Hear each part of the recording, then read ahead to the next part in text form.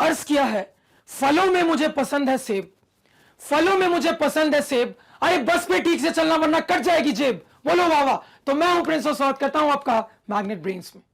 तो हम class 10th में मैथ्स का अपना चैप्टर ट्रायंगल्स देख रहे थे और अपने इस चैप्टर के अंतर्गत प्रीवियस के कुछ लेक्चर्स हम सिमिलैरिटी पे बेस्ड सवालों को सॉल्व कर रहे थे और अपनी इस सवालों की सीरीज में अभी तक हमने बहुत सारे सवालों को ऑलरेडी सॉल्व कर लिया है। तो इसी सवालों की सीरीज में आगे बढ़ते हुए इस लेक्चर में एक और शानदार जानदार मजेदार board exam point of view से बहुत ज्यादा क्रूशियल और इंपॉर्टेंट सवाल को देख लेते। और मैं आप लोगों को बता दूं कि अगर यह सवाल हमसे बोर्ड एग्जाम में पूछा जाता है सर, तो 2 मार्क्स में भी पूछा जा सकता है, 3 मार्क्स में भी पूछा जा सकता है। तो सवाल पे जाने से पहले एक बिल्कुल नए कंसेप्ट को, एक बहुत ज्यादा इंपॉर्टेंट और क्रूशियल कंसेप्ट को, एक बहुत ज्यादा मजेदार कंसेप्ट को डिस्कस करेंगे। तो बड़े ध्यान से सुनिएगा।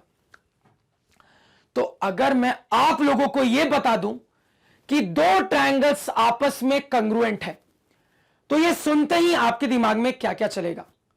तो आप लोग कहोगे सर कि अगर आप हमें यह बोल दो कि 2 ट्रायंगल्स आपस में कंग्रुएंट है, तो इससे दिमाग में कंग्रुएंसी वाली बात तो चली रही है सर, साथ साथ मुझे यह भी समझ में आ रहा है कि यही दोनों ट्रायंगल्स आपस में सिमिलर भी होंगे, क्योंकि आपने सिखाया था सर कि congruent figures are always similar. यानी कि सर कहने के लिए एक गिवन इंफॉर्मेशन, इस्तेमाल करने के लिए 2 गिवन इंफॉर्मेशन सर। तो बड़ी मजेदार बात हो गई, कहने के लिए एक गिवन इंफॉर्मेशन है लेकिन इस्तेमाल करने के लिए, वर्क करने के लिए काम की 2 गिवन इंफॉर्मेशन है। यानी कि सर बाय 1 गेट 1 फ्री। तो कहने के लिए बस इतनी गिवन इंफॉर्मेशन थी सर कि 2 ट्रायंगल्स आपस में कंग्रुएंट है, लेकिन इस्तेमाल करने के लिए कंग्रुएंसी वाली इंफॉर्मेशन तो है ही, इसके साथ साथ सिमिलैरिटी वाली भी इंफॉर्मेशन है। अब फिर से ध्यान दीजिएगा सर, सिमिलैरिटी वाली इंफॉर्मेशन का मतलब यह है कि सीपीएसटी से अगर हम अपने सिमिलैरिटी वाली इंफॉर्मेशन के रिजल्ट्स पे बात करेंगे, तो हम अपने साइड्स के रेशियो के इक्वालिटी वाले रिजल्ट पे भी बात कर सकते हैं, हम अपने एंगल्स के इक्वालिटी वाले रिजल्ट पे भी बात कर सकते हैं।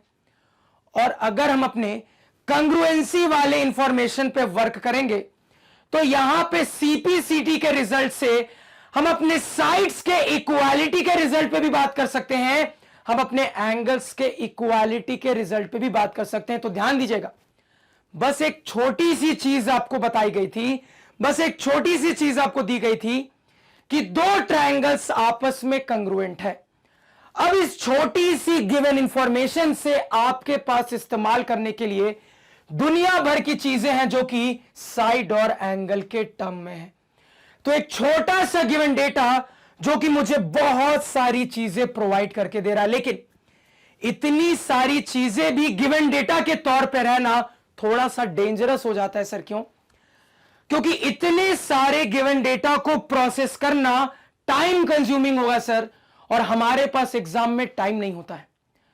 तो क्या कोई रास्ता है जिससे हम यह डिसाइड कर पाए कि ऐसी सिचुएशन में किस रास्ते से आगे बढ़ेंगे तो हमें ज्यादा मदद मिलेगी? अब मैं आप लोगों से पूछ रहा हूं सर कि इस टाइप की सिचुएशन में क्या कोई तरीका है जिससे हम यह डिसाइड कर पाए कि इस रास्ते से आगे बढ़ जाएंगे तो ज्यादा फायदा मिलेगा, या फिर इस रास्ते से आगे बढ़ जाएंगे तो ज्यादा फायदा मिलेगा, या फिर दोनों रास्ते के कॉम्बिनेशन से आगे बढ़ जाएंगे तो ज्यादा फायदा मिलेगा?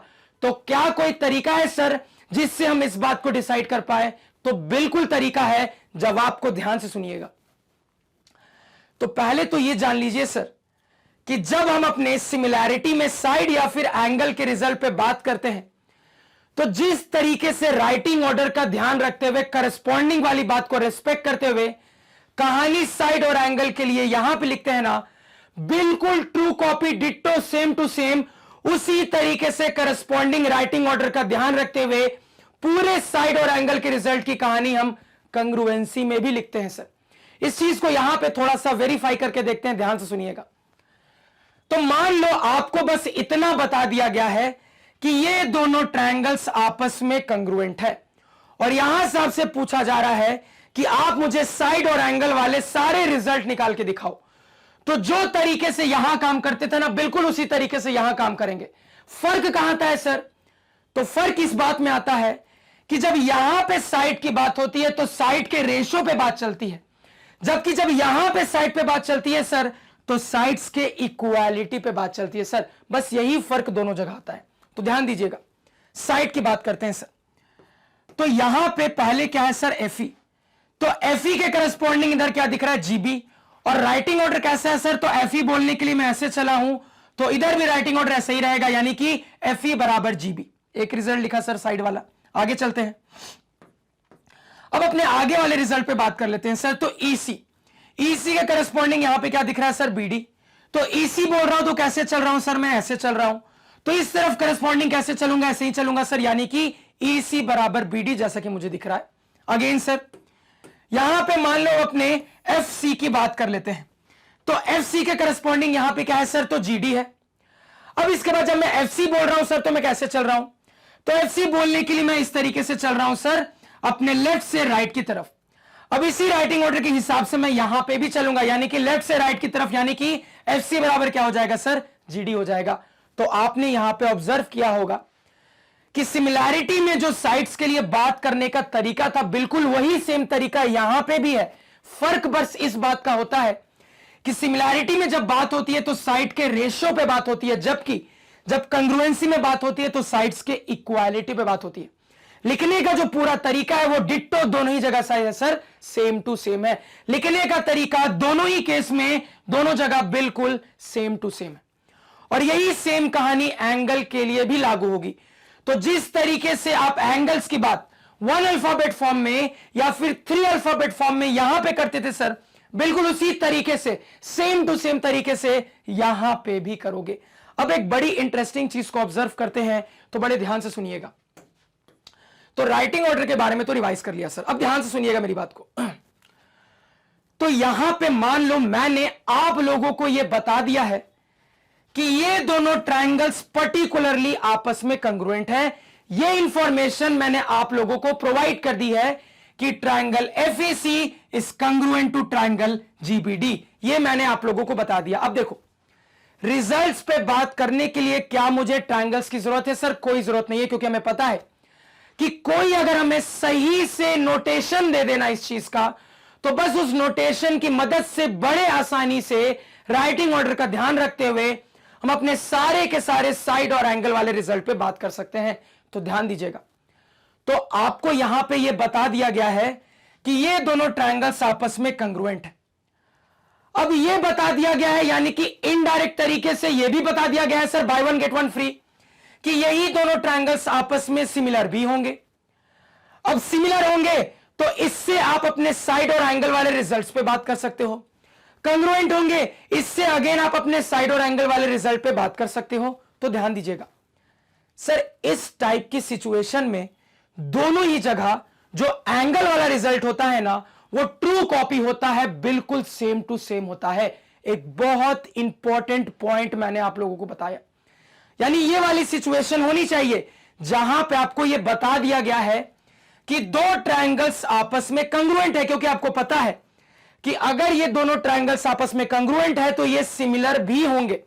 तो समझने वाली बात है सर कि इस टाइप की सिचुएशन में अगर आप दोनों ही जगह एंगल वाले रिजल्ट की बात करोगे तो आप पाओगे कि दोनों ही जगह एंगल वाला रिजल्ट बिल्कुल सेम टू सेम आ रहा है। तो इससे एक बात तो समझ में आती है सर कि ऐसी सिचुएशन में ज्यादा फर्क नहीं आ रहा दोनों जगह, क्योंकि दोनों ही जगहों में जो एंगल वाला रिजल्ट आ रहा है वो तो बिल्कुल ट्रू कॉपी है। तो फर्क कहां है सर?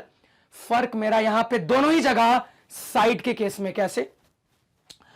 तो जब सिमिलैरिटी में साइड के लिए बात चलती है सर, तो साइड्स के रेशियो पे बात चलती है, जबकि जब कंग्रुएंसी में साइड पे बात चलती है सर, तो साइड्स के इक्वालिटी पे बात चलती है। तो भावनाओं को समझिएगा सर, रेशियोज पे वर्क करना ज्यादा आसान है कि साइड्स के इक्वालिटी पे वर्क करना ज्यादा आसान है? फटाफट जवाब दो सर। साइड्स के रेशियो को इस्तेमाल करना ज्यादा आसान है कि साइड्स के इक्वालिटी को इस्तेमाल करना ज्यादा आसान है?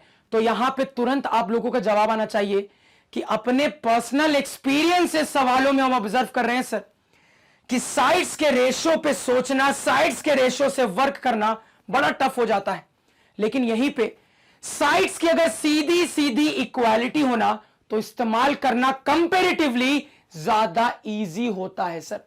तो इससे यह तो क्लियर है कि एंगल की कहानी दोनों जगह सेम है, लेकिन कंग्रुएंसी में जो साइड की कहानी है वो इसके मुकाबले ज्यादा सिंपल है। यानी कि सर इससे अब हमें हमारा जवाब मिल गया है।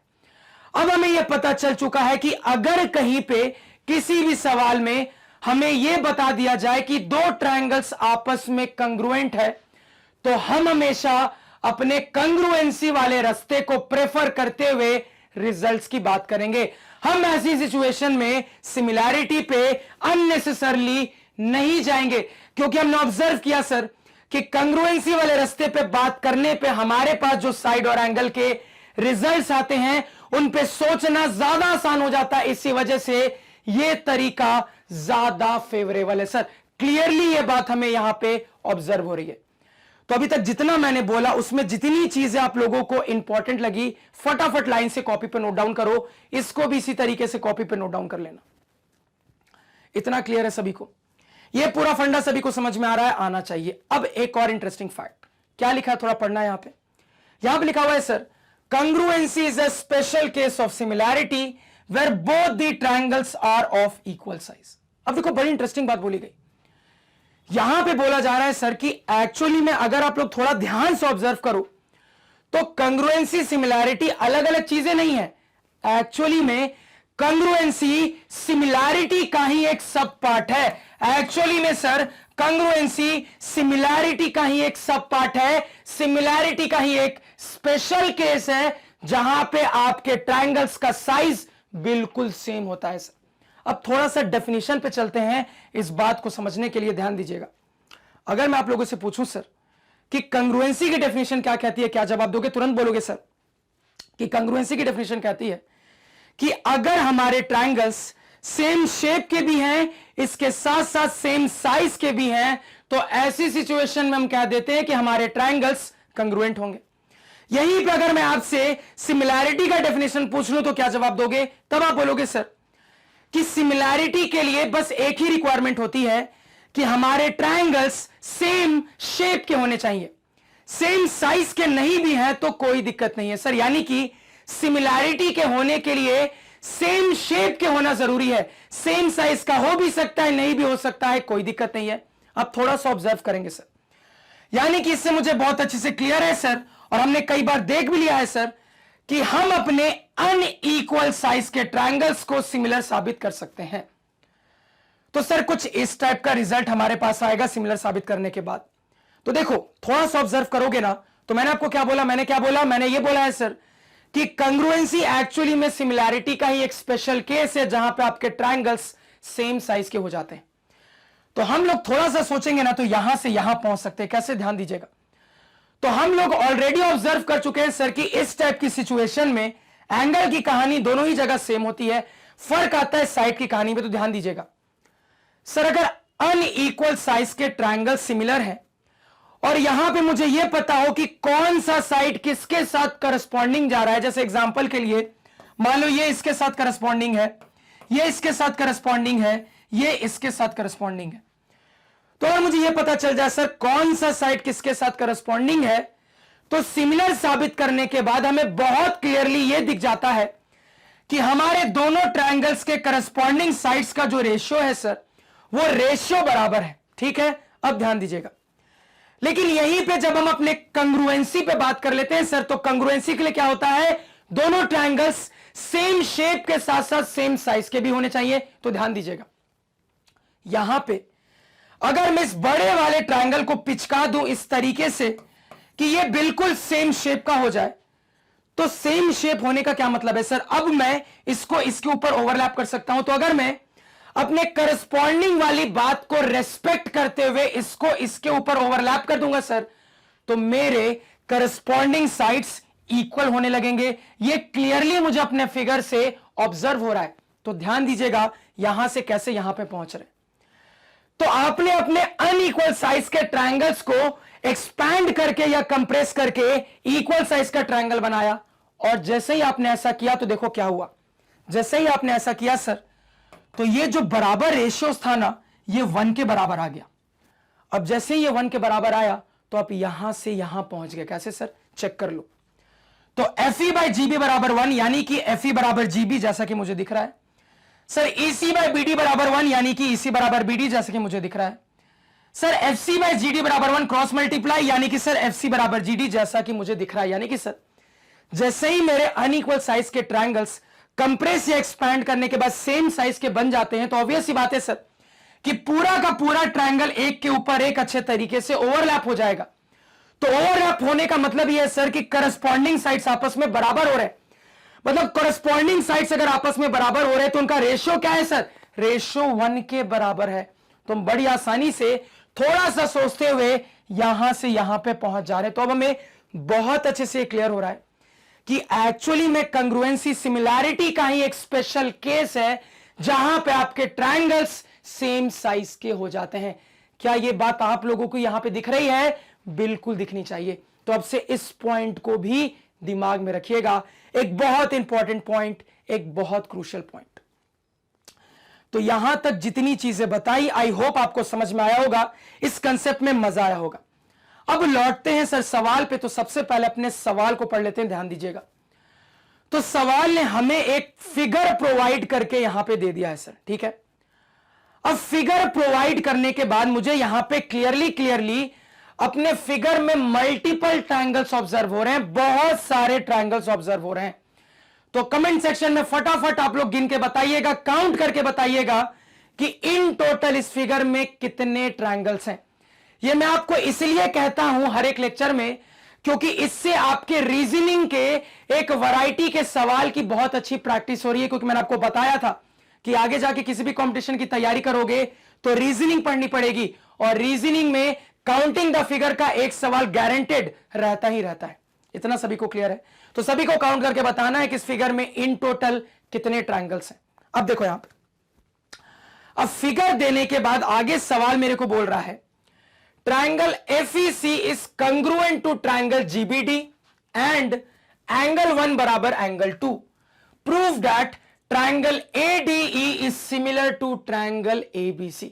तो बहुत मजा आने वाला इस सवाल में, बड़े ध्यान से सुनिएगा। तो यहां पे इन टोटल क्या है सर? तो यहां पे मुझे दिख रहा है कि यहां पे दो जानकारियां मुझे गिवन है। एक कंग्रुएंसी वाली जानकारी गिवन है, एक एंगल्स के इक्वालिटी वाली जानकारी गिवन है। यानी कि सर फिगर देने के बाद दो जानकारियां मुझे दे दी गई हैं, दो इंफॉर्मेशन मुझे प्रोवाइड कर दी गई हैं। एक ट्रायंगल्स की कंग्रुएंसी वाली इंफॉर्मेशन प्रोवाइड कर दी गई है, एक एंगल्स की इक्वालिटी वाली इंफॉर्मेशन प्रोवाइड कर दी गई है। और इसके बाद मुझे दो ट्रायंगल्स के सेट को आपस में सिमिलर साबित करना है। अब मेरे इस फिगर में तो मल्टीपल ट्रायंगल्स हैं, तो पहले यह देख लेते हैं सर कि हमारे ये टारगेट ट्रायंगल्स जिनको हमें सिमिलर साबित करना है वो कहां पे हैं। तो पहले अपने ऊपर वाले फिगर में टारगेट ट्रायंगल्स को हाईलाइट कर लेते हैं, ध्यान दीजिएगा सर। तो टारगेट ट्रायंगल्स को हाईलाइट करना स्टार्ट करते उससे पहले इस वाले पोर्शन को थोड़ा सा क्लियर कर लेते हैं सर, ताकि थोड़ी जगह मिले। यहां पे इस पोर्शन को थोड़ा सा क्लियर कर लेते हैं, इसको भी यहां से गायब कर देते हैं, इन दोनों को रहने देते हैं, इतना ही गायब करते हैं अभी फिलहाल। ध्यान से सुनते जाइएगा सर। तो हमारे टारगेट ट्रायंगल्स कुछ इस प्रकार हैं। सबसे पहले मान लो पिंक कलर यूज करते हैं। अब देखो ट्रायंगल ADE कहां दिख रहा है भैया आपको? ट्रायंगल ADE यहां पे। तो सर यहां पे मुझे ये दिख रहा है अपना पिंक वाला ट्रायंगल, छोटू ट्रायंगल, छोटे मियां ट्रायंगल ADE। अब अपने दूसरे ट्रायंगल ABC देख लेते हैं सर कहां पे है। तो मुझे अपना ट्रायंगल ABC भी दिख रहा है, इसको मान लो ऑरेंज कलर से डिनोट करते हैं। तो ये रहा सर मेरा ट्रायंगल ABC। तो अपने छोटे मियां बड़े मियां इन्हीं को हमें यहां पे सिमिलर साबित करना है। अब मैंने आपको प्रीवियस लेक्चर्स में ये बहुत अच्छे से सिखा दिया है कि कभी भी ट्रायंगल्स के सिमिलैरिटी पे सोचना हो ना, तो प्योरली एंगल को इन्वॉल्व करने वाले ही किसी क्राइटेरिया से सोचना स्टार्ट करना। क्योंकि आपको पता है कि प्योरली एंगल को इन्वॉल्व करने वाले क्राइटेरिया पे वर्क करना बहुत ज्यादा आसान होता है, बहुत ज्यादा इजी होता है। तो यहां पे टारगेट ट्रायंगल्स मेरे सामने है सर, अब मुझे इनको सिमिलर साबित करना है, और सर के बताए गए कंसेप्ट के हिसाब से प्योरली एंगल को इन्वॉल्व करने वाले क्राइटेरिया के हिसाब से सिमिलर साबित करने के लिए सोचना स्टार्ट करते हैं। तो प्योरली एंगल में या तो डबल ए हो सकता है या तो ट्रिपल ए। इसमें भी आप लोगों को बहुत अच्छे से सिखा चुका हूं कि हमेशा डबल ए को प्रेफरेंस देंगे क्योंकि सस्ता सुंदर टिकाऊ होता है सर। अब फिर से ध्यान दीजिएगा सर, डबल ए के वर्क करने के लिए मुझे अपने टारगेट ट्रायंगल्स में दो दो इंटीरियर एंगल्स का सेट चाहिए। तो हमारा जो फिगर है सर, बहुत अच्छे से ऑब्जर्व हो रहा है कि बड़ा स्पेशल टाइप का फिगर है सर। एक स्पेशल टाइप का ऐसा फिगर है जहां पे हमें इनडायरेक्ट तरीके से एक एंगल की कहानी मिल जाती है और वो एंगल होता है कॉमन एंगल सर। तो अपने टारगेट ट्रायंगल्स में वर्क करने के लिए एक ए तो मुझे बहुत अच्छे से मिल चुका है सर, कोई दिक्कत नहीं है, एक ए मिल गया। अब पूरा मुद्दा सर दूसरे ए का है। तो अभी फिलहाल दूसरे ए के बारे में कुछ भी नहीं दिख रहा। अब यहां पे अपने गिवन डेटा में आते हैं सर, ध्यान दीजिएगा। तो सर गिवन डेटा में सीधे सीधे एंगल की एक कहानी बताई गई है, तो इससे हमारी थोड़ी उम्मीद बढ़ी है। अच्छा, गिवन डेटा में एंगल है मतलब हो सकता है इस्तेमाल हो जाएगा। तो जब इस गिवन डेटा को अपने फिगर में मार्क कर रहे हैं तो बड़ा दुखी हो गए सर। क्यों? क्योंकि जिन एंगल्स के इक्वालिटी पे बात हुई थी वो अलग अलग ट्रायंगल्स में नहीं है सर, वो एक ही ट्रायंगल में लाइक कर रहा है। मुझे दिख रहा है सर कि मेरे दोनों एंगल 1 और 2 इसी पिंक वाले छोटे मियां में।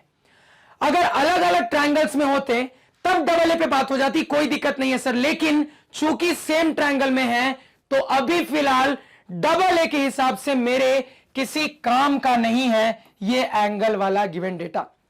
यानी कि अभी भी एक ए के लिए हम यहां पे फंसे हुए हैं। इतना सभी को क्लियर है? अब इस एक ए के लिए क्या करें सर? तो ध्यान से मेरी बात को अब सुनिएगा। तो ऐसा नहीं है सर कि ऐसी सिचुएशन हमारे सामने पहली बार इंकाउंटर हुई है, ऐसी सिचुएशन कई बार और इंकाउंटर हुई है सर। तो क्या सोचना आपको सिखाया था? तो मैंने आपको यह सोचना सिखाया था कि कभी भी ऐसी सिचुएशन हो जहां पे डबल ए के लिए एक ए तो आपको मिल जाए लेकिन किसी भी तरीके से दूसरा ए ना मिले, तो हमेशा आपको यह दिख जाएगा कि आपका जो फिगर है वो मल्टीपल ट्रायंगल्स वाला फिगर है। और जहां आपको मल्टीपल ट्रायंगल्स वाला फिगर देखा, तुरंत सतर्क हो जाना है कि मल्टीपल ट्रायंगल्स में से क्या कोई दूसरे ट्रायंगल्स का सेट आपस में सिमिलर हो सकता है। क्योंकि अगर मेरे मल्टीपल ट्रायंगल्स में किसी दूसरे ट्रायंगल्स का सेट आपस में सिमिलर हो जाएगा तो वहां से शायद कोई एंगल वाला रिजल्ट आ जाए जिसका मैं यहां पे इस्तेमाल कर लूं। अब वो कौन से दो ट्रायंगल्स पे हम रिसर्च करें जिनके सिमिलैरिटी पे बात करने के बाद एंगल पे बात कर देंगे तो मेरा एक और एक का खेल हो जाएगा सर। तो इसका भी तरीका मैंने आप लोगों को सिखाया था। क्या तरीका था? तो अपने अनयूज्ड एंगल्स को देखते हैं। तो ध्यान दीजिएगा सर, अनयूज्ड एंगल्स पर पूरी नजर है। अब अपने दोनों ट्रायंगल्स में अनयूज्ड एंगल्स को हाईलाइट कर लेते हैं सर। तो मेरे पिंक वाले ट्रायंगल के अनयूज्ड एंगल्स हैं सर एंगल 1 और एंगल 2। इसी तरीके से मेरे ऑरेंज वाले ट्रायंगल के अनयूज्ड एंगल्स हैं सर एंगल 3 और एंगल 4। और एक बार अनयूज्ड एंगल्स मिल जाते हैं ना सर, उसके बाद दूसरे नए ट्रायंगल्स का सेट हमें ढूंढने में दिक्कत नहीं होती, क्योंकि इसके बाद अपने कंसेप्ट के हिसाब से हम तुरंत अपने दूसरे नए ट्रायंगल्स का सेट ढूंढ लेते हैं जिनको जब हम सिमिलर कर देंगे उसके बाद एंगल वाले रिजल्ट का इस्तेमाल कर देंगे तो मुझे डबल ए के लिए एक और ए मिल जाएगा। एक और ए मिल गया तो ओरिजिनल ट्रायंगल के सेट आपस में सिमिलर साबित हो जाएंगे। पूरा प्रोसीजर लाइन बाय लाइन हमें आता है सर। अब बहुत ध्यान से मेरी बात को सुनिएगा। अब मुझे दो नए ट्रायंगल्स इस तरीके से ढूंढने हैं सर कि उन दो नए ट्रायंगल्स में से एक ट्रायंगल में इन दोनों एंगल में से कोई एक एंगल लाइक कर जाए, इसी तरीके से दूसरे वाले नए ट्रायंगल में इन दोनों एंगल में से कोई एक एंगल लाइक कर जाए। क्योंकि अगर इस तरीके से हम दो नए ट्रायंगल्स को ढूंढ लेते हैं और उनको सिमिलर साबित कर लेते हैं तो मेरे पास एंगल के फॉर्म में देखो क्या रिजल्ट आ जाएगा। तो ये करने के बाद मेरे पास एंगल के फॉर्म में या तो एंगल 1 बराबर एंगल 3 आ जाएगा, या तो एंगल 1 बराबर एंगल 4 आ जाएगा, या तो एंगल 2 बराबर एंगल 3 आ जाएगा, या तो एंगल 2 बराबर एंगल 4 आ जाएगा। और अगर ऐसा हो जाता है तो हमें वर्क करने के लिए अपना दूसरा ए मिल तो गया सर। अब एक बार दूसरा ए मिल गया उसके बाद हम अपने ओरिजिनल ट्रायंगल्स के सेट को सिमिलर बोल देंगे सर बिना कोई दिक्कत के। अब आपके मन में अगेन यही पुराने वाला डाउट आ रहा होगा सर कि आपने ऐसे ट्रायंगल क्यों नहीं ढूंढा कि ये एंगल जो है सर एक नए ट्रायंगल में आ जाए और दूसरे नए ट्रायंगल में ये एंगल आ जाए, या फिर एक नए ट्रायंगल में ये एंगल आ जाए और दूसरे नए ट्रायंगल में ये एंगल आ जाए। भैया ऐसे करने से क्या फायदा मिलेगा, क्योंकि अगर आप ऐसे करते हुए अपने ट्रायंगल्स को सिमिलर भी साबित कर देते हो तो फाइनली जब उसके बाद एंगल वाला रिजल्ट यूज करोगे तो ये एंगल आपस में बराबर आ जाएंगे या फिर ये एंगल आपस में बराबर आ जाएंगे। तो इससे आपको कोई फायदा मिलेगा? कोई फायदा नहीं मिलेगा, क्योंकि आपको इस तरीके से एंगल्स के लिए ट्रायंगल सेलेक्ट करना है कि आपके ओरिजिनल ट्रायंगल्स में दोनों एक एक एंगल होना चाहिए, यानी कि एक एंगल आपके एक ओरिजिनल ट्रायंगल का होना चाहिए, दूसरा एंगल आपके दूसरे ओरिजिनल ट्रायंगल का होना चाहिए। ऐसा नहीं होना चाहिए कि आप अपने जो नए ट्रायंगल सेलेक्ट करोगे वो इस तरीके से हो कि दोनों नए ट्रायंगल में आपके ओरिजिनल ट्रायंगल के ही दोनों इंटीरियर एंगल अनयूज्ड आ जाए, क्योंकि यह करने से कोई फायदा ही नहीं मिलेगा। हम हमेशा इस तरीके से अपने नए ट्रायंगल्स ढूंढने की कोशिश करते हैं कि मेरे ओरिजिनल ट्रायंगल्स के एक एक इंटीरियर एंगल उन नए ट्रायंगल्स में आ जाए।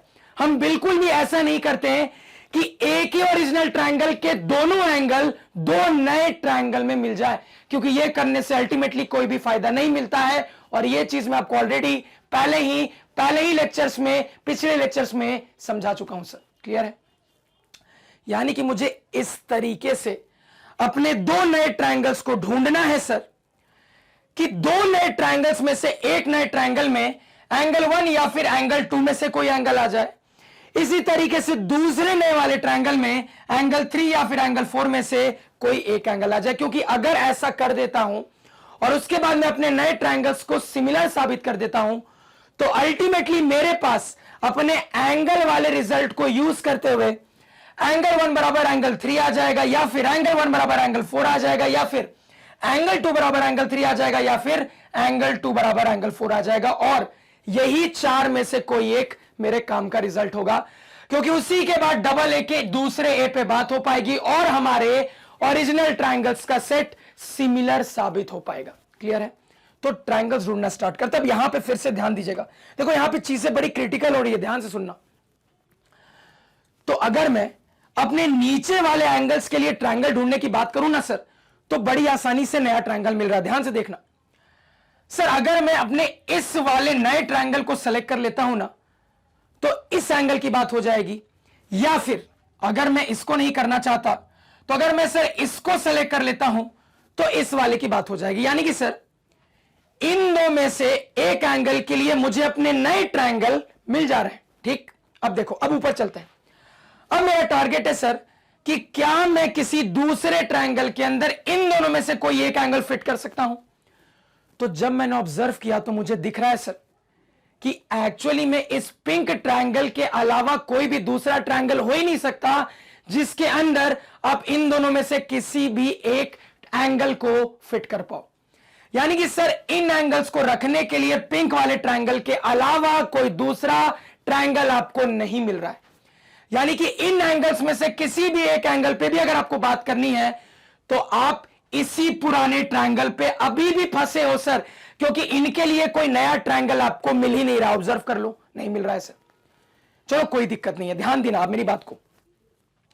एक पुराना ट्रायंगल है, एक तो नया मिल गया है ना। अब देखो, अब यहां पे मैं ये कोशिश करूंगा कि अपने इस पिंक ट्रायंगल और इस वाले पर्पल ट्रायंगल को सिमिलर साबित कर दूं, क्योंकि अगर मैं ऐसा कर दूंगा तो अल्टीमेटली टारगेट अचीव हो जाएगा, क्योंकि वो जो चार रिजल्ट्स मुझे चाहिए थे उन चार में से एक रिजल्ट आ जाएगा और डबल ए लग जाएगा सर।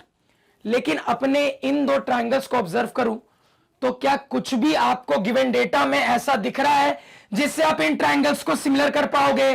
तो कहोगे सर दूर दूर तक नहीं दिख रहा। अगर आप इस ट्रायंगल को नहीं लेते सर, यहां पे इस वाले ट्रायंगल को ले लेते तो भी वही कहानी हो जाती। अगेन अगर मैं इस ट्रायंगल और इस पिंक वाले ट्रायंगल के सिमिलैरिटी पे सोचने की कोशिश करता तो कोई भी ऐसा गिवन डेटा नहीं है जिसके मदद से मैं अपने इन ट्रायंगल्स को सिमिलर साबित कर देता। अगेन कहानी क्या हो गई सर? अटक गई। अगेन कहानी क्या हो गई है सर? फंस गई है। अब ध्यान से सुनिएगा, तो ये फंडा तो यहां पे काम नहीं किया सर। और आपको पता है डबल ए लगाने के लिए एक और ए तो आपको चाहिए। कहां से लाए? अब इसके बाद तुरंत मेरी नजर जानी चाहिए गिवन डेटा पे, क्योंकि अभी तक हमने गिवन डेटा पूरा पूरा इस्तेमाल ही नहीं किया है सर। क्योंकि अपने गिवन डेटा में हमें दो ट्रायंगल्स के सेट के कंग्रुएंसी पे भी बात होती हुई दिख रही है, और हमें पता है कि चूंकि हमें यह बता दिया गया है कि दो ट्रायंगल्स आपस में कंग्रुएंट है, तो यहां से मैं अपने एंगल वाले रिजल्ट पे पहुंच जाऊंगा, और हो सकता है कि उन एंगल वाले रिजल्ट में से कोई रिजल्ट मेरे काम का रिजल्ट हो जाए सर। तो सबसे पहले जिन ट्रायंगल्स को कंग्रुएंट बताया गया है सर, उसको अपने नीचे वाले फिगर में हाईलाइट कर लेते हैं। ध्यान से देखिएगा, तो नीचे वाले फिगर में हाईलाइट करना स्टार्ट करते हैं सर। सबसे पहले ट्रायंगल एफईसी, कहां है भैया एफईसी? तो ये रहा ट्रायंगल एफईसी सर, हाईलाइट कर लिया बड़े ध्यान से, एफईसी हाईलाइट कर लिया सर, ठीक है, ये स्काई ब्लू ट्रायंगल। उसके बाद ट्रायंगल क्या है सर? जीबीडी है। तो जीबीडी कहां है भैया? जीबीडी भी दिख गया है सर, ये रहा मेरा ट्रायंगल जीबीडी, इसको भी यहां पे हाईलाइट कर लिया। यानी कुल मिला के यहां पे मुझे बता दिया गया है कि यही ऑरेंज और स्काई ब्लू ट्रायंगल आपस में कंग्रुएंट है सर। अब कंग्रुएंट बता दिया गया है तो ट्रायंगल की जरूरत नहीं है, सिर्फ नाम को देख के बता देंगे कि कौन सा एंगल किसके बराबर होगा। तो ध्यान दीजिएगा, रिजल्ट में जितने एंगल आ रहे हैं ना सर, इन सारे एंगल्स को एक बार हाईलाइट करके यहां पे देखते हैं कि क्या कोई काम का एंगल निकला कि नहीं निकला। ध्यान देना सर। तो यहीं पे आपको कॉमन सेंस में समझ में आ जाना चाहिए, बिना इसको हाईलाइट किए हुए सर, कि काम का एंगल नहीं आएगा। क्यों? क्योंकि दिख रहा है सर, इनमें से एक एंगल पे बात होनी चाहिए थी, और आपके ट्रायंगल इस तरीके से हैं कि इनमें से किसी भी एंगल पे बात नहीं हो पाएगी। जो भी एंगल की बात हो रही है सर, नीचे नीचे में ही हो रही है, ऊपर तो कोई एंगल पहुंच ही नहीं पाया। यानी मेरे रिक्वायरमेंट अभी भी फुलफिल नहीं हो पा रही है सर। इतना सभी को क्लियर हुआ? क्या क्लियर होना चाहिए? आप चाहो तो मार करके देख लो, अल्टीमेटली क्या दिख रहा है। अगर ये मेरे टारगेट ट्रायंगल्स हैं, तो जो भी एंगल की कहानी रहेगी सर, वो कुछ इसी तरीके से रहने वाली है ना, वो कुछ इसी तरीके से रहने वाली है, या डिफरेंट रहने वाली है? यही रहने वाली है सर। क्या इन एंगल से ये कहानी पूरी हो जाएगी? क्या जो हमारी 4 एंगल की रिक्वायरमेंट थी, उनमें से एक भी रिजल्ट आ जाएगा? यहां से नहीं आएगा, दिख रहा है, क्योंकि इस एंगल की बात ही छूट जा रही है, और जब तक यहां की बात हो नहीं पाएगी, तब तक अपने रिजल्ट तक हम पहुंच नहीं पाएंगे सर। तो यहां से भी मेरा काम यहां पे नहीं हो पाया सर। इतना सभी के दिमाग में गया। अब क्या करें सर? तो एक और एंगल के लिए जितना सोच सकते थे, जिस हद तक सोच सकते थे, सोचा सर, दूसरा ए नहीं मिला। तो इससे यह समझ में आ रहा है सर कि मेरे इस अप्रोच से तो मेरे ये दो ट्रायंगल्स डबल ए क्राइटेरिया से सिमिलर साबित नहीं हो रहे। शब्दों पे ध्यान दीजिएगा, मैंने क्या बोला? मैंने ये बोला कि इस अप्रोच से ये तो क्लियर हो रहा है सर कि इस अप्रोच में डबल ए नहीं सोच पा रहे हैं, और डबल ए से मेरे ट्रायंगल सिमिलर नहीं हो पा रहे। लेकिन दिमाग में साथ साथ यह भी चल रहा है कि वर्क करने के लिए एक कॉमन एंगल मेरे पास अवेलेबल है सर। तो एक ए का साथ है, भले कोई दूसरा साथ छोड़ दे, एक ए का साथ है। तो एक ए के साथ क्या मैं कोई दूसरा क्राइटेरिया सोच सकता हूं? बिल्कुल सोच सकता हूं सर। एक ए के साथ एक और क्राइटेरिया मेरे दिमाग में आता है सर, और वो है SAS क्राइटेरिया। सभी को यह बात क्लियर हुई? अब ध्यान दीजिएगा। तो अब मैं ये सोचूंगा कि क्या अब मैं अपने पिंक और ऑरेंज ट्रायंगल को SAS क्राइटेरिया की मदद से सिमिलर साबित कर सकता हूं। तो यहां पे SAS क्राइटेरिया पे सोचूंगा तो देखो कैसे सिस्टमैटिक वे में सोचूंगा। इतना कंफर्म है सर कि एंगल यही बनने वाला है दोनों ट्रायंगल के लिए, और अगर SAS क्राइटेरिया यहां फिट बैठता है तो फिट बैठने के लिए यह एंगल होगा इंक्लूडेड एंगल। ध्यान देते जाना। तो अगर यह इंक्लूडेड एंगल होगा तो उसके लिए अपने ट्रायंगल्स में साइड की कहानी क्या चलनी चाहिए थी, यह मुझे दिख जाएगी। मुझे दिख जा रहा है सर अब कि अगर यह इंक्लूडेड बनने वाला है तो पिंक वाले ट्रायंगल में इस एंगल को इंक्लूडेड बनने के लिए साइड में इसकी कहानी होनी चाहिए। इसी तरीके से अपने ऑरेंज वाले ट्रायंगल में इस एंगल को इंक्लूडेड बनने के लिए सर इसकी कहानी होनी चाहिए। तो अब मुझे यहां पे समझ में आ रहा है सर कि अगर SAS को काम में लेना है तो मेरे पास इन साइड्स के टर्म्स में एक ऐसी गिवन रेशियो की इंफॉर्मेशन होनी चाहिए जिसको मैं इस्तेमाल कर पाऊं। अब मुझे समझ में आ रहा है सर कि मेरे पास अगर SAS मुझे लगाना है तो साइड्स के टर्म में एक रेशियो की इंफॉर्मेशन होनी चाहिए, और उस रेशियो की इंफॉर्मेशन में इन्हीं हाइलाइटेड पार्ट्स की बात होनी चाहिए सर। यह मुझे बहुत अच्छे से क्लियर है। अब ध्यान दीजिएगा। तो सीधे सीधे गिवन डेटा में तो साइड वाला कुछ भी डाटा मुझे नहीं दिख रहा है सर गिवन, क्या करेंगे?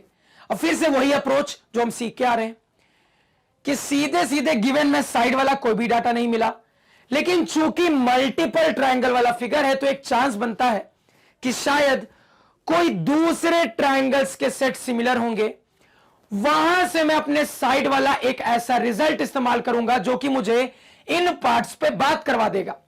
और एक बार मेरे पास इन साइड्स वाला एक रिजल्ट आ गया तो एसएस लग जाएगा और मेरे ओरिजिनल ट्रायंगल यहां पे सिमिलर साबित हो जाएंगे। लेकिन अब यहां पे मैं आपको रोक देना चाहता हूं कि यहां पे जो बार बार हम ये सोच रहे हैं ना सर कि चूंकि मुझे अपना डेटा नहीं मिल पा रहा है तो क्या कोई दूसरे ट्रायंगल्स का सेट है जो सिमिलर हो पाएगा, तो सिमिलर हो पाएगा तो एंगल या साइड के टर्म में डाटा आएगा जिसको हम अपने ओरिजिनल ट्रायंगल्स के सेट को सिमिलर साबित करने के लिए इस्तेमाल कर पाएंगे। ये जो पूरा अप्रोच सोच रहे हैं ना सर, इस अप्रोच को यहां पे हम डिक्लाइन कर देंगे। यानी कि जब हम डबल ए के लिए सोच रहे थे तभी भी इस अप्रोच को डिक्लाइन करेंगे, उस समय भी इस अप्रोच को नहीं लेने की जरूरत थी और अभी भी लेने की नहीं जरूरत है। क्यों सर? अभी जस्ट मैंने आपको सिखाया है कि गिवन डेटा में अगर आपको कहीं पे भी दो ट्रायंगल्स की कंग्रुएंसी दिख जाती है तो आप ऑटोमेटिकली सिमिलैरिटी पे भी बात कर सकते हो, लेकिन आपने यह भी देख लिया है कि कंग्रुएंसी ज्यादा बेहतर तरीके से, ज्यादा आसानी से काम करता है। और अगर आपको कंग्रुएंसी शुरुआत से दिख रही है सर तो सिमिलैरिटी वाले इस आइडिया पे यहां पे सोचने की जरूरत ही नहीं है। तो इस बात को याद रखिएगा कि ये सिमिलैरिटी का आइडिया हर जगह चलेगा, कोई दिक्कत नहीं है, लेकिन जहां किसी सवाल में गिवन डेटा में कंग्रुएंसी दिख गई ना, उस समय सिमिलैरिटी के आइडिया को होल्ड पे डाल दीजिएगा। क्यों? आप ही के फायदे की बात है सर। होल्ड पे आपने इसलिए डाला क्योंकि इतनी मेहनत करते क्यों? इतनी मेहनत तुम इसलिए करते हो ताकि तुम्हारे पास साइड या एंगल वाला कोई डेटा आ सके। और अगर आपको सीधे सीधे सवाल ने दो ट्रायंगल्स कंग्रुएंट बता दिया है, यानी कि सवाल ने आपको सीधे सीधे साइड और एंगल के टर्म में एक्स्ट्रा डेटा प्रोवाइड कर ही दिया है। जब आपको साइड एंगल के टर्म में एक्स्ट्रा डेटा प्रोवाइडेड है तो इतनी मेहनत क्यों करेंगे सर? तो याद रखना यह अप्रोच हर जगह सही है, लेकिन ऐसी सिचुएशन में इस अप्रोच से नहीं, इस अप्रोच से सोचेंगे। गई सभी के दिमाग में यह बात जानी चाहिए सर। तो ऑल टुगेदर ये वाला अप्रोच ही डिक्लाइन कर दिया। अब ध्यान देना, यानी मुझे जो भी एंगल या साइड के लिए सोचना था सर, इसी तरीके से सोचते। तो ध्यान दीजिएगा, एंगल के लिए तो सोच के देख लिया, क्योंकि जिस तरीके से मेरे अनयूज्ड एंगल्स की इक्वालिटी आनी चाहिए थी वैसी आ नहीं पाई। ये मुझे क्लियरली अपने हाइलाइटेड कंग्रुएंट ट्रायंगल्स में दिख गया था सर। तो अब क्या करेंगे यहां पे? तो अब यहां पे जो हम सोच रहे थे सर, उससे यही पता लग रहा था कि अगर मेरे ट्रायंगल एस से सिमिलर साबित होने वाले हैं तो ये बनेगा इंक्लूडेड एंगल। उसके लिए इन साइड्स पे बात होनी चाहिए। तो इन साइड्स पे बात हो तो जाएगी सर, क्योंकि ऑलरेडी मेरे पास यहां पे कंग्रुएंसी के टर्म में एक डाटा है और ये डाटा साइड के बारे में तो कुछ बताएगा सर। और चूंकि कंग्रुएंसी का डाटा है तो साइड पे वर्क करना भी आसान रहेगा, क्योंकि सीधे सीधे साइड्स की इक्वालिटी पे बात हो रही है सर। अब देखो, तो यहां पे जितनी चीजों पे बात हो रही है, क्या देखते हैं सर हमारे काम के पार्ट में से कोई यहां पे है? ध्यान दीजिएगा, अब देखते हैं सर हमारे काम के पार्ट में से कोई यहां पे है क्या? क्योंकि यही मेरे काम के पार्ट्स मुझे चाहिए अपनी क्वालिटी में। तो FE बराबर GB। देखो FE कहां है सर? FE ये रहा सर FE और ये रहा आपका GB, ये रहा सर आपका GB। तो FE GB, ध्यान देना सर यहां पे थोड़ा, क्या इन दोनों में से कोई भी साइड आपके काम का है? नहीं है सर, दिख रहा है यहां पे, मैच करो। नहीं काम का है, हटाया। पहला वाला किसी काम का नहीं हुआ सर। उसके बाद लास्ट वाला देखते हैं, FC बराबर GD। तो FC ये रहा सर FC, GD ये रहा सर GD। क्या ये काम का है सर? ये भी काम का नहीं है। अगेन जो पार्ट्स मुझे चाहिए वो पार्ट्स यहां पे नहीं है सर, ये भी किसी काम का नहीं है। तो इससे यहीं पे हिंट मिल गया कि यही काम का होगा। और दिख भी रहा है सर EC बराबर BD। ध्यान दीजिएगा, EC बराबर BD सर। तो ये रहा BD, ये रहा EC। और मुझे यहां पे ऑब्जर्व हो रहा है सर कि पूरा तो नहीं, लेकिन ये हिस्सा मेरे हिस्से में काम का है, क्योंकि मुझे जो पूरे हिस्से की जरूरत है उस पूरे हिस्से में से एक पार्ट मुझे जरूर यहां से मिल जा रहा है। तो एक चीज काम की यहां पे मुझे दिख रही है सर, EC बराबर BD। इसको थोड़ा सा दिमाग में रखा। अब आगे चलते हैं, लेकिन अभी भी बहुत सारे साइड्स की बात नहीं हो पाई। तो आपको फिर तुरंत दिमाग में आना चाहिए कि आपने अपने दूसरे एंगल वाले डेटा को भी अभी तक सही तरीके से इस्तेमाल नहीं किया। क्यों? क्योंकि आपने जिस तरीके से सोचा था उस तरीके में आपका यूज नहीं हो पाया। लेकिन यहां पे एक और तरीके से सोच सकते हैं, क्योंकि मुझे दिख रहा है सर कि अगर मैं, क्योंकि मुझे यहां पे दिख रहा है सर कि ये जो सर एंगल 1 बराबर एंगल 2 मुझे दिया गया है, ये एक ही ट्रायंगल के दो इक्वल एंगल से, ये क्लियरली मुझे दिख गया था सर। तो अगर एक ही ट्रायंगल के दो एंगल्स आपस में बराबर है, तो क्या यहां से मैं ये नहीं बोल दूंगा ये साइड इसके बराबर होगा?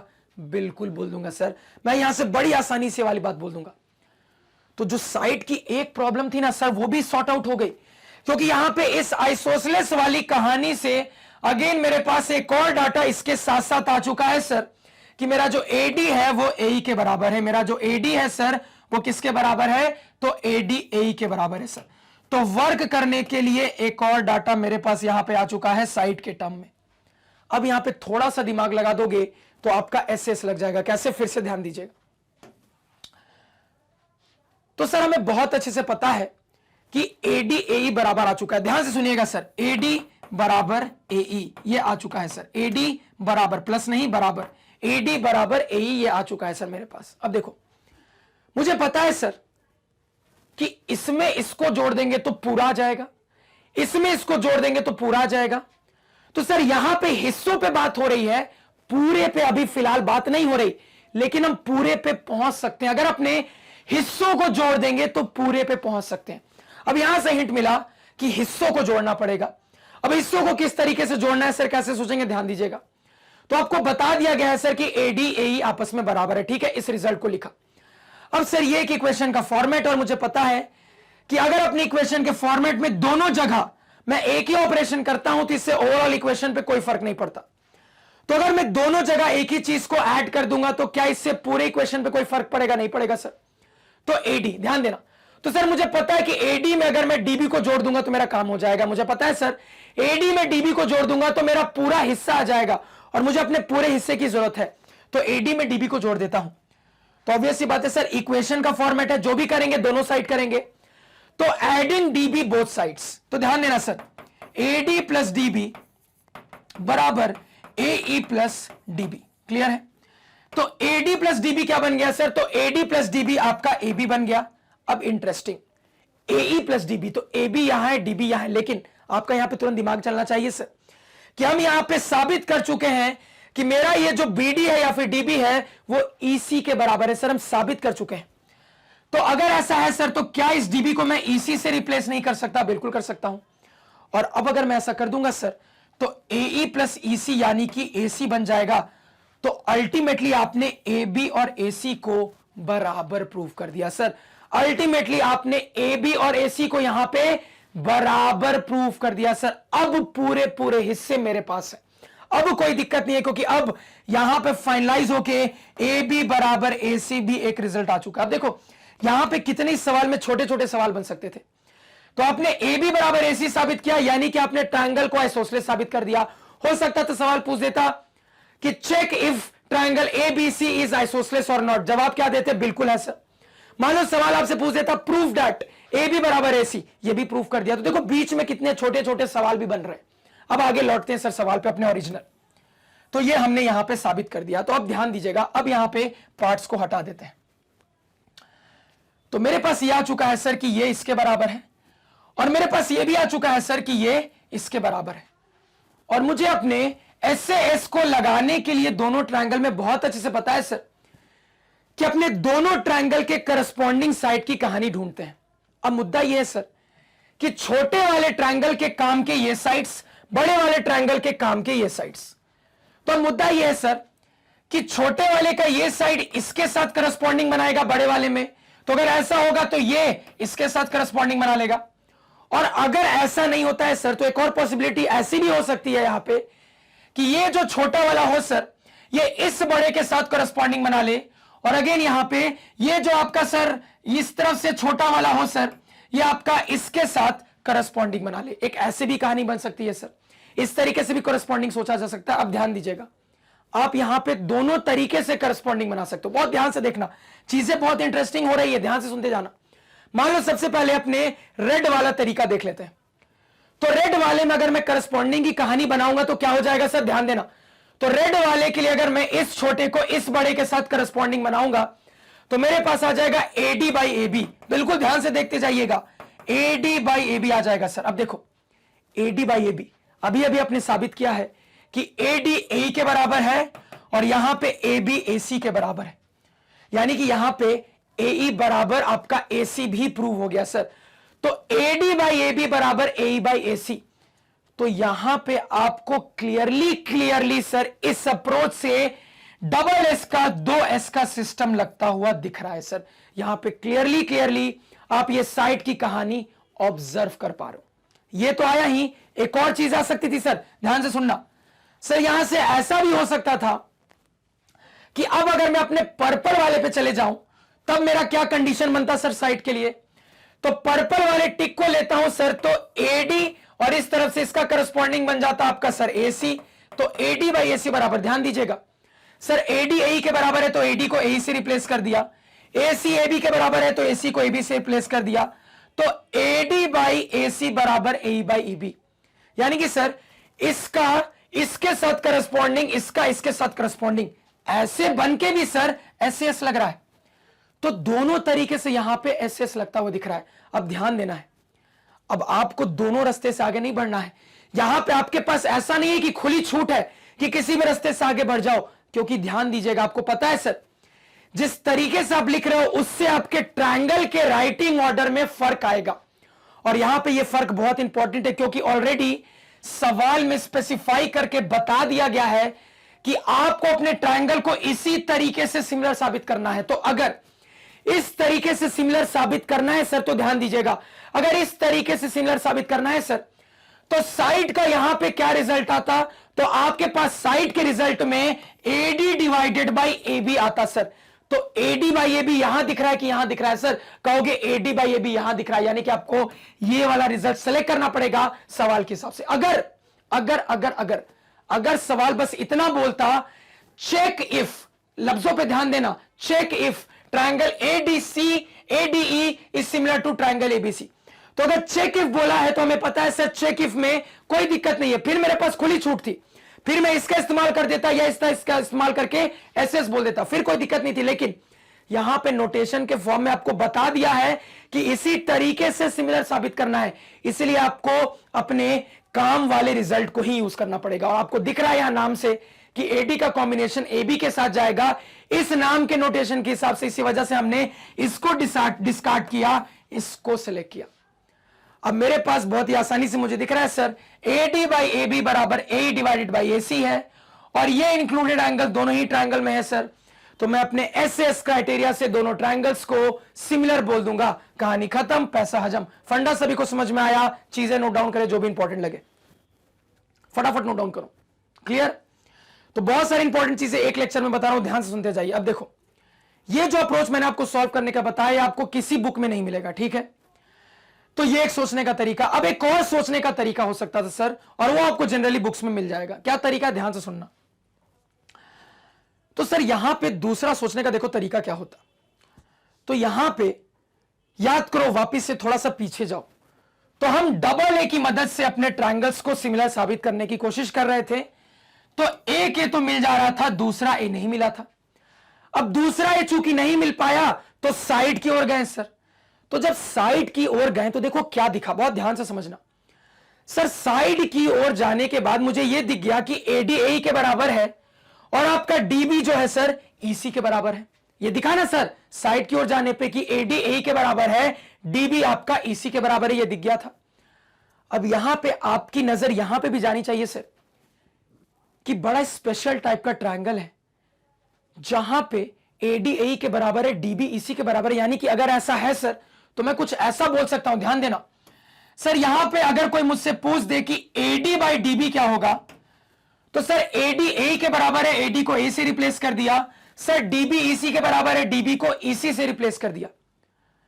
तो सर मेरे पास साइड से यहां पे एक ऐसी चीज दिख रही है जो कि चीख चीख के बोल रही है कि एक ऐसी लाइन है जो कि मेरे ट्रायंगल के दो साइड्स को सेम रेशियो में डिवाइड कर रही है। और मुझे पता है कि ऐसी सिचुएशन तभी हो सकती है अगर वो लाइन आपके उसी ट्रायंगल के बचे हुए तीसरे साइड के पैरेलल हो। यानी कि यहां से सोचते हुए साइड पे आप कन्वर्स ऑफ थेल्स थ्योरम पे भी जा सकते थे सर। तो कन्वर्स पे सोच लेते तो ये इसके पैरेलल यहां से साबित हो जाता सर। यानी कि इसी में देखो एक और छोटा क्वेश्चन ऐसा भी हो सकता था कि check if DE parallel BC, जवाब क्या देते? Yes they are parallel. Clear हुआ? अब फिर से यहां ध्यान दीजिएगा, एक बार आपने यहां से ये बोलते हुए कन्वर्स लगाते हुए पैरेलल साबित कर दिया, तो दो लाइनें पैरेलल, ये ट्रांसवर्सल, यानी कि करस्पॉन्डिंग एंगल्स आर इक्वल, यानी कि ये एंगल इसके बराबर साबित हो गया। Again corresponding angles are equal, ये ट्रांसवर्सल, ये एंगल इसके बराबर साबित हो गया। तो अब तो आपके पास यूज करने के लिए टारगेट ट्रायंगल्स में मल्टीपल एंगल्स है। जिस तरीके से चाहो, डबल ए से चाहो तो भी सिमिलर हो जाएगा, ट्रिपल ए से चाहोगे तो भी सिमिलर हो जाएगा। अब आपके पास अगेन बहुत रास्ते हैं, आप ऐसे भी प्रोसीड करते हुए अपने सवाल को सॉल्व कर सकते थे। और ये दूसरा वाला मेथड आपको बुक्स में मिल जाएगा, पहला वाला मेथड बुक में नहीं मिलेगा, पहले ही बता दे रहा हूं, ठीक है। तो यहां पे सवाल में दो रास्ते मेरे पास, और दोनों रास्ते हम दिमाग में रखेंगे क्योंकि दोनों रास्तों में हमने बहुत इंपॉर्टेंट कंसेप्ट्स को सीखा। तो कहने के लिए एक सवाल, लेकिन एक सवाल में बहुत सारी वैरायटी की कहानी एक बार में ही हमने देख ली।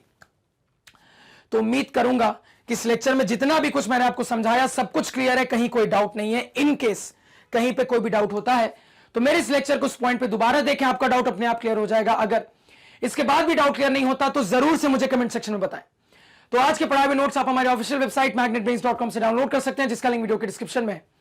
magnetbrains.com पे आपको क्लास 4 से लेकर 12 तक सारे सब्जेक्ट और कोर्सेज मिल जाते हैं, वो भी सिस्टमैटिक ऑर्डर में अरेंज्ड।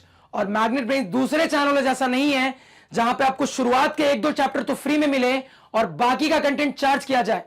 यहां पे पूरा का पूरा क्वालिटी कंटेंट पहले भी फ्री था, अभी भी फ्री है, आगे भी रहेगा। इसी नोट के साथ लेक्चर को एंड करते हैं। Thank you.